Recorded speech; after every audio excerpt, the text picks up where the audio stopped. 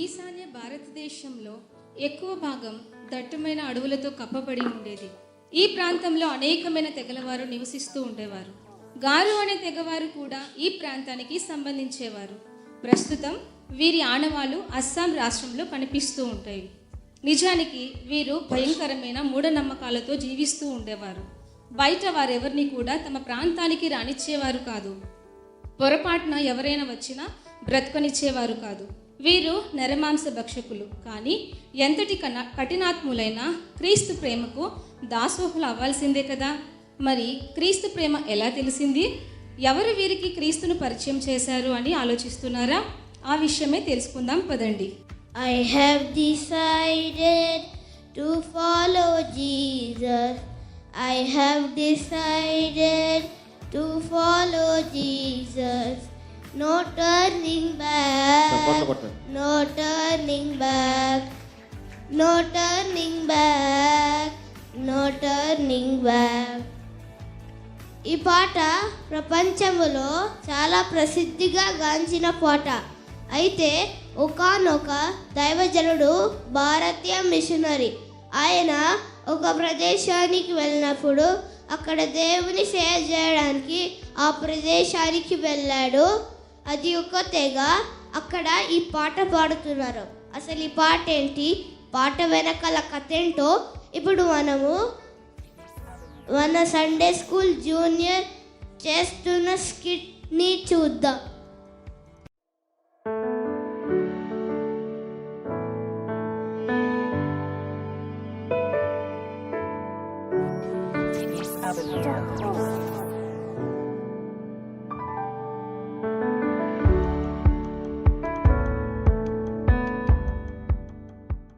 ఏంట్రా ఈరోజు గూడెంలో సంగతిలో? దండాలు. నేను వినింది నిజమేనా? ఏంటోరా, చాలా మంది తెల్ల మిషనరీలు వచ్చి ప్రతి గూడెమే తిరిగి ఎవరో ఒక కొత్త దేవుడి గురించి చెప్పుతున్నారు. నిజమేనా? అవును, మన నుంచి వెళ్తుంటే ఒక తెల్లాయన దీని బైబిల్ అంటారా దూరా? ఏంటి బైబిలా? నీకెంత ధైర్యం? నా చేతుల నుంచి అక్కడ పడే. క్షమించందురా. అరే, అందరు గూడెం దొరుల గురించి నాకు తెలియదు, కానీ నా గూడెంలో ఆ తెల్ల వాళ్ళని అస్సలు రానికూడదు. ఎవరైనా నా మాట కాదని రానిచ్చారో ఆ దేవుని మాట నమ్మారో వాళ్ళని చంపేస్తా. అర్థమైందా? చంపేస్తా. సరేదోరా, మీ మాటే మాకు వేదం. ఈ విషయాన్ని తెగ నాయకుడు గూడెంలో దండోర వేయిస్తాడు. అక్కలారా, అమ్మలారా, అయ్యల్లారా, అన్నలారా, ఇది గూడెం దురా ఆనా? ఇది గూడెం దురా ఆనా? మన గూడెంలో తెల్ల మిషనరీలు మన గూడెంలోనికి రానివ్వకూడదు. కనిపిస్తే మాట్లాడకూడదు. అట్లా మాట్లాడిన తెలిస్తే వాళ్ళు చంపేస్తారు. హో! ఈ తెగలోని నోక్సింగ్ అనే వ్యక్తి తన భార్య పిల్లలతో నివసిస్తూ ఉండేవారు. వారి ఇంటిలోని సంఘటన. అయ్యా వస్తున్నాను. దండోర విన్నారా? విన్నాను. తెల్ల మిషనరీలు మన గూడెంలోనికి రానివ్వకూడదనే కదా. రాణిస్తే చంపేస్తారంట. దేవుని గురించే కదా చెప్తుంది. విని నమ్మాలనిపిస్తే నమ్ముతా, లేకపోతే వెళ్ళిపోమంట. సరిపోతుంది కదా. మన తెగ నాయకుడు ఎందుకు ఇంత కఠినముగా ఉంటాడు? ఏమోనయ్యా, మీరు వెళ్ళి చేనులో పని ఉంటుంది కదా, చేసుకోండి. నేను ఇంట్లో పని చేసుకుంటా. సరే, వెళ్తున్నా. ప్రస్తుతం ఉన్న తెగ నాయకుడు పరిపాలనా కాలం అయ్యాక తరువాత ఆ గూడెంకి దొరగా ఉండాల్సింది నోక్సింగే. నోక్సింగ్ చాలా మంచి మనసు కలవాడు. ఆ గూడెంలో అందరూ అతనికి గౌరవించేవారు. తన పొలంలో పని చేసుకుంటున్న నోక్సింగ్ దగ్గరకు వేల్స్ దేశం నుండి ఒక మిషనరీ వస్తుంది. ఆ క్రమంలో మిషనరీలు వారు వెళ్ళాలి అనుకుంటున్న ప్రాంతానికి సంబంధించిన భాష, కట్టుబాటులు అన్నీ ముందే తెలుసుకొని వెళ్ళేవారు. అయ్యా, నా వందనాలు. మీరు మిషనరీనా? అవును, నేను వేల్స్ దేశం నుండి వచ్చాను. మీరు తొందరగా ఇక్కడి నుంచి వెళ్ళిపోండి. మా గూడెం వాళ్ళు మిమ్మల్ని చూస్తే చంపేస్తారు. నాకు చావంటే భయం లేదు. నేను ఇప్పుడు చనిపోయినా కూడా ఆ దేవుని దగ్గర నా కళ్ళు తెరుస్తాను. ఒకవేళ ఆ దేవుని గురించి నాకు ఈ భూమి మీద ఒక్క అవకాశం దొరికినా ఆ దేవుని గురించి ఆ సత్య దేవుని గురించి నరకం నుండి తప్పించి ఆ దేవుని గురించి చెప్పకుండా ఉండలేను. ఏంటి, చావంటే భయం లేదా? మళ్ళీ దేవుని దగ్గర బ్రతుకుతారా? అసలు మీరేం చెప్తుంది? అసలు నరకం అంటే ఏంటి? నీ పేరు? నా పేరు నోక్సింగ్. నోక్సింగ్, నువ్వు నాకు కొంత సమయం ఇస్తే ఆ దేవుని గురించి నువ్వు అడిగే ప్రతి ఒక్క ప్రశ్న గురించి నేను జవాబిస్తాను. సరే, కానీ ఇక్కడ వద్దు. ఎవరన్నా చూస్తే ప్రమాదం. పక్కనే మా ఇల్లు, రండి వెళ్దాం. ఇదిగో పిల్లలు, అమ్మని పిలుచుకుని లోనికి రండి. అన్న, అమ్మ నాన్న పిలువు. అమ్మ, నాన్న పిలుస్తున్నాడు. పద వెళ్దాం. ఏంటి వీలేనా తెల్ల మిషనరీలు? ఎందుకు మన ఇంటికి తెచ్చావు? మన వాళ్ళు చూస్తే ఇంకేమైనా ఉందా? భయపడు, మనతో కొంతసేపు మాట్లాడి వెళ్ళిపోతుంది. సరే, కూర్చోండి. సరే, ఇప్పుడు చెప్పండి. చావు అంటే మాకెంతో భయం, కానీ మీరు మళ్ళీ దేవుని దగ్గర బ్రతుకుతారంట. ఇదేంటి చెప్తుంది? ఈ భూమి మీద బ్రతికే బ్రతుకు కాదు, మనకు చనిపోయా కూడా మరొక జీవితం ఉందని మనము ఇక్కడ జీవించే విధానాన్ని బట్టి అక్కడ నిర్ణయించబడుతుంది. అంటే అది నరకమా పరలోకమా అని. నరకం అంటే ఏంటి? పరలోకం అంటే ఏంటి?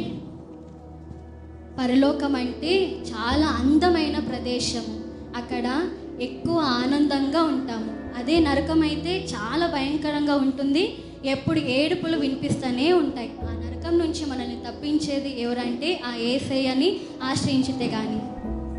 మాకు మా దేవుడు ఉన్నారు కదా, సూర్యదేవుడు, అడవి తల్లి, వాళ్ళు మమ్మల్ని నరకం నుంచి తప్పిస్తారు కదా. అతనికి తండ్రి ఇచ్చిన ఆస్తిని అనుభవిస్తూ విచ్చలవిడిగా జీవిస్తాడు. ఒకరోజు బయటికి వెళ్ళి ఆ కుమారుడు వేరే వాళ్ళతో గొడవ పెట్టుకుంటాడు. గొడవ పెట్టుకొని వాళ్ళని కొట్టేసి భయంకరంగా కొట్టేసి వస్తారు. ఓకే, తన కుమారుడిని న్యాయస్థానంలో నిలిచిపెట్టి అప్పుడు జనాలందరూ ఆతృతగా చూస్తారు ఏమి శిక్ష తీర్పిస్తాము అని. అప్పుడు న్యాయాధికారి అన్ని పరిశీలించిన తన కుమారుడికి 40 కొరడా దెబ్బలు శిక్షగా విధిస్తారు. దాని తర్వాత తన కుమారుడు మనసులో ఇలా అనుకుంటాడు, తిట్టుకుంటాడు, ఎందుకంటే నాకు శిక్ష రాకుండా చేయగలడు కదా అని తిట్టుకుంటాడు. ఇంతలోనే సైనికులు వచ్చి తన కుమారుని తీసుకొని వెళ్తారు. కుమారుడి వెంట న్యాయాధికారి కూడా వెళ్తారు. కుమారుడి తర్వాత వాడు నా కొడుకుని కొట్టకండి, తనకు వేయాల్సిన శిక్ష నాకు వేయండి. అలా తండ్రి వలె యేసే కూడా మన పాపం కోసం, మన పరలోకం రావడానికి కోసం సిలువలో మరణించారు. మీరు చెప్పింది కొద్దిగా అర్థమైంది, కానీ అది నిజమే అమ్మా.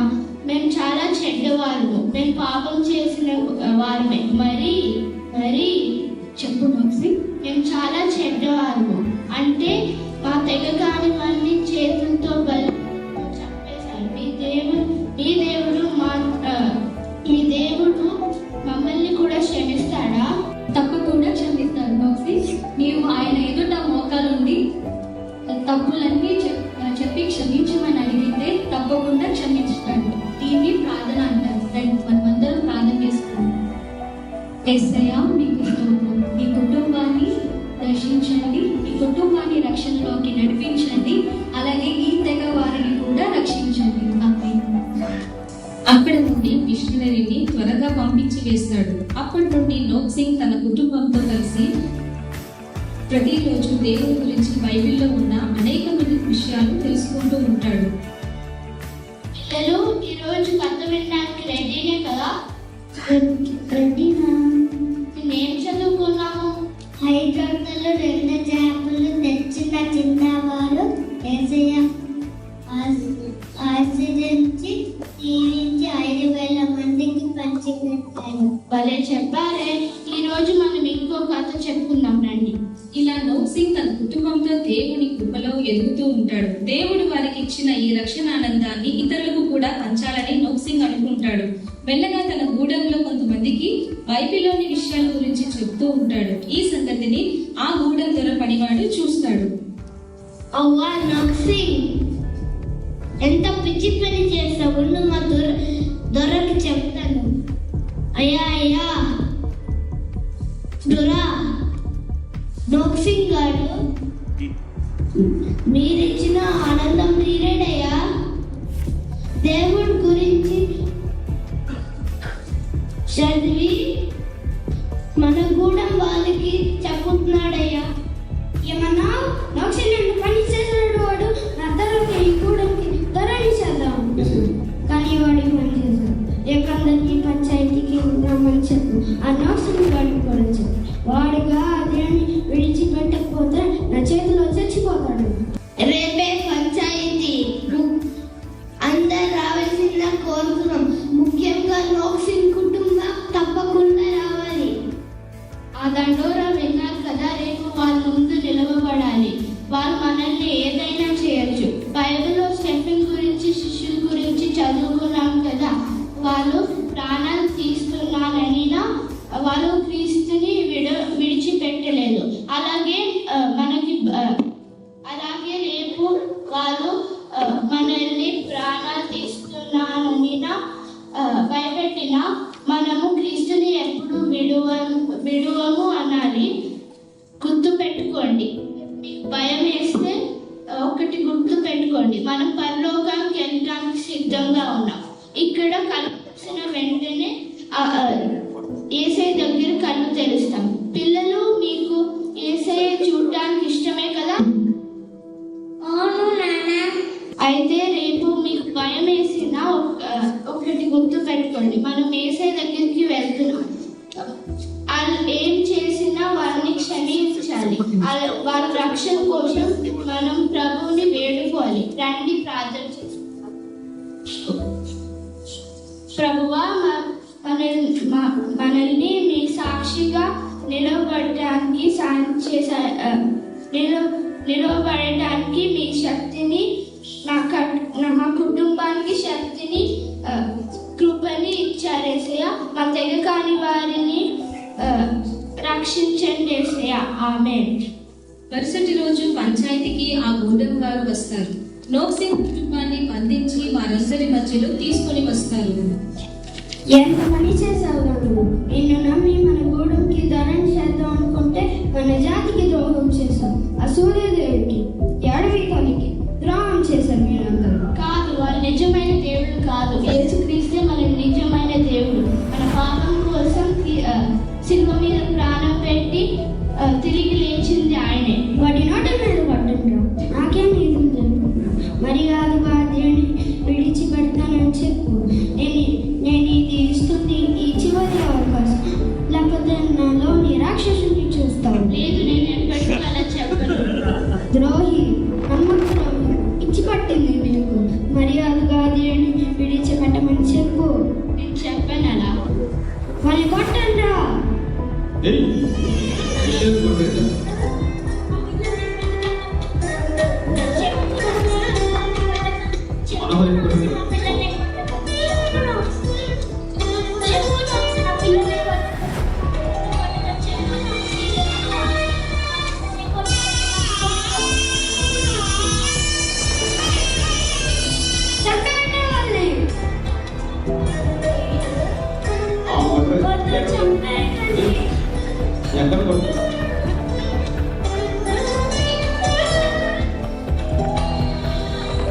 ఏడ్రాని దేవుడు ఎక్కడ? ఇప్పటికైనా నీ దేవుడిని విడిచిపెడతానని చెప్పు, లేకపోతే నీ భార్యను కూడా చంపేస్తాను. నేను ఎప్పటికీ అలా చెప్పను. వాళ్ళ భార్యను కూడా చంపేయండి. యేసయ్య, నిన్ను క్షమించండి యేసయ్య. క్షమాపణ నాగా రే నోక్సిన్, నేను ఈ గూడు ధరని అందరికీ క్షమాభిక్ష పెట్టు. మళ్ళీ నన్ను క్షమించమని దేవుడిని అడుగుతున్నావా? నా చేతిలో నుంచి నీ ప్రాణాన్ని కాపాడమని అడుగున్నాను. ఏముందిరా దేవుడు? నీ భార్య ఇంకా పిల్లల ప్రాణాలు తీసిన ఈ పిచ్చి విశ్వాసాన్ని వదలవా? మీరు కూడా యేసుక్రీస్తుని మీ దేవుడిని స్వీకరించండి. అపాయమైన అగ్నిగుండంలో నుంచి తప్పించుకోండి. నా విశ్వాసం యేసుక్రీస్తు మీద ఎప్పుడూకి వదలు. క్షమిస్తాడు. అగ్నిగుండమే ఏంట్రా వీడు మాట్లాడుతున్నాడు? ఏంట్రా వీడితో మాటలు? చంపేయండ్రా. అరే ఆగండి, ఎంత పని చేశారా మీరు? గూడెం గారికి జై, గూడెం గారికి జై. నోక్సిన్ కుటుంబాన్ని నాశనం చేశాము. గూడెం గారికి జై, గూడెం గారికి జై.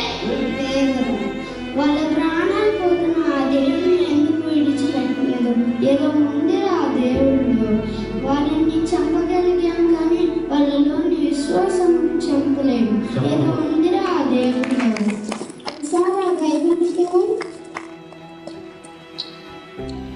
గోధుమ గింజ భూమిలో పడి చావకం ఎలా అది ఒంటిగానే ఉంటుంది, అది చచ్చినడలా విస్తారముగా ఫలించును. ఈ వాక్యం నెరవేరుకును మనం వీరి నలుగురి మరణం ద్వారా చూడగలిగారు. వారు చనిపోయిన తర్వాత వారి విశ్వాసాన్ని చూసిన తెగ నాయకుడు మరి యేసు ప్రభువును సొంత రక్షణగా అంగీకరిస్తాడు. వారి తెగ అంతా కూడా రక్షణలోకి నడిపింపుతో అందరూ ముందుకు నడుస్తారు. ప్రస్తుతం మీరు వారు తెగవారి గురించి గూగుల్లో సెర్చ్ చేసినా కానీ వారి ఆరాధ్య దైవం యేసుక్రీస్తు అని వస్తుంది. అప్పటి నుండి వారి తరములకు యేసుక్రీస్తునే వెంబడిస్తూనే ఉన్నాయి. దేవునికి మహిమ కలుగును గాక. ఆమేన్.